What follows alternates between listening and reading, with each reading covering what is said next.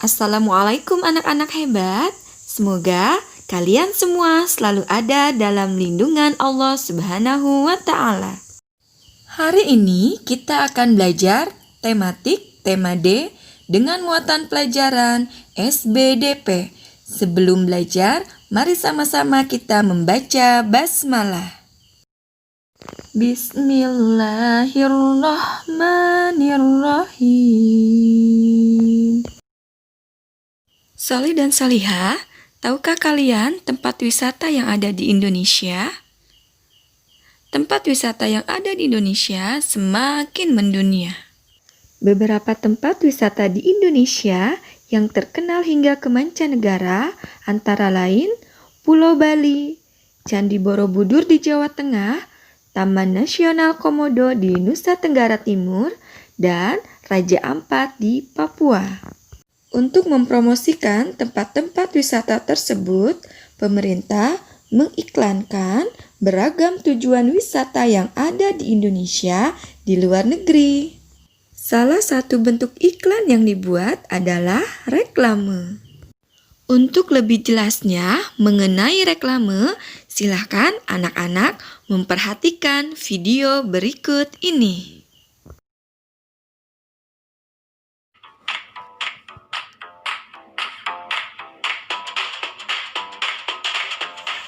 Anak-anak, reklame merupakan suatu karya seni rupa yang memuat teks dan gambar yang menarik. Reklame bertujuan untuk menginformasikan, mengajak, menganjurkan, atau menawarkan produk berupa barang atau jasa. Berdasarkan tujuannya, reklame dibedakan menjadi reklame komersial dan reklame non-komersial. Reklame komersial bertujuan menarik perhatian dan menggerakkan keinginan seseorang untuk membeli barang atau menggunakan jasa yang diinformasikan tersebut. Reklame non-komersial bertujuan menyampaikan suatu informasi kepada masyarakat, biasanya disampaikan oleh pihak pemerintah atau lembaga swadaya masyarakat. Macam-macam reklame antara lain billboard, papan nama, baliho, spanduk, mobile billboard, banner, poster, pamflet, brosur. Contoh billboard papan nama. Contoh baliho.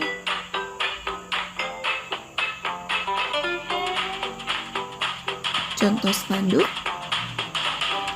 Contoh mobile billboard.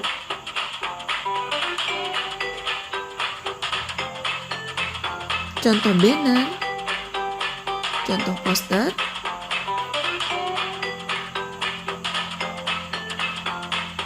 Contoh pamflet. Contoh brosur.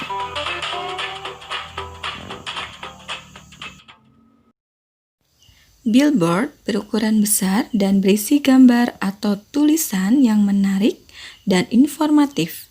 Billboard diletakkan di dinding pertokoan atau instansi tertentu dengan konstruksi permanen.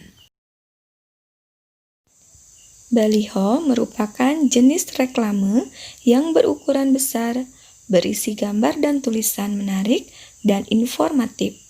Baliho diletakkan di tempat umum dan strategis menggunakan tiang besar dan kuat, tetapi bersifat semi-permanen.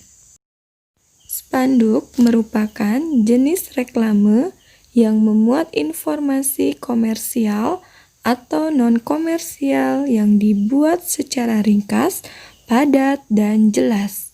Spanduk dibuat dengan media kain.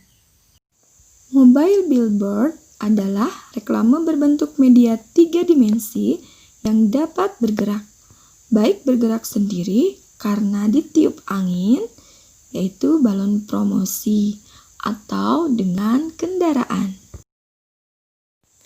Banner adalah salah satu media promosi yang dicetak dengan cetak digital yang umumnya berbentuk vertikal. Banner merupakan bentuk sederhana dari baliho. Poster adalah jenis reklame berupa selembaran kertas yang memuat gambar dan tulisan yang dibuat semenarik mungkin. Poster ditempelkan di tempat-tempat umum yang strategis agar mudah dilihat.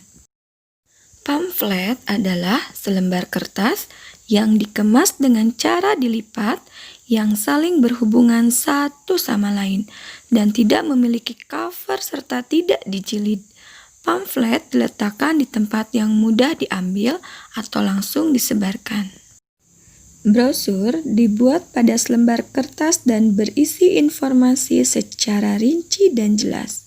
Brosur disebarkan atau diberikan kepada konsumen atau target secara langsung. Selain mengembangkan potensi diri yang dimiliki, pelaku usaha juga perlu melakukan promosi untuk memperkenalkan produk barang atau jasa yang dihasilkan. Banyak cara untuk melakukan promosi tersebut. Salah satunya adalah menggunakan poster. Hal-hal yang harus diperhatikan dalam membuat sebuah poster. 1. Media gambar yang digunakan biasanya kertas berukuran besar seperti kertas A3. Kedua, penggunaan bahasa dan kalimat yang mudah dipahami dan singkat. Yang ketiga, pemilihan huruf yang cukup besar agar mudah dibaca dari kejauhan. Yang keempat, penggunaan warna latar belakang poster yang kontras dengan huruf. Yang kelima, pemilihan gambar yang sesuai dan mendukung pesan yang ingin disampaikan. Yang keenam, keseimbangan antara ukuran gambar dan teks. Yang ketujuh, penempatan dan penyusunan teks dan gambar yang tepat sehingga tidak saling bertumpuk. Berikut ini adalah ciri-ciri poster yang baik. 1. Bahasa poster singkat, padat, dan komunikatif. Kedua, bahasa poster bersifat persuasif atau mengajak. Yang ketiga, bahasa poster dilengkapi gambar warna, foto, atau ilustrasi. Soli dan Soliha, setelah kalian mendengar penjelasan ciri-ciri poster yang baik, apakah kalian tahu bagaimana ciri-ciri brosur yang baik? Kriteria brosur yang baik antara lain sebagai berikut. 1. Memuat informasi yang jelas dan terperinci. Yang kedua, menarik minat masyarakat untuk membaca informasi di dalam brosur lebih lanjut lagi.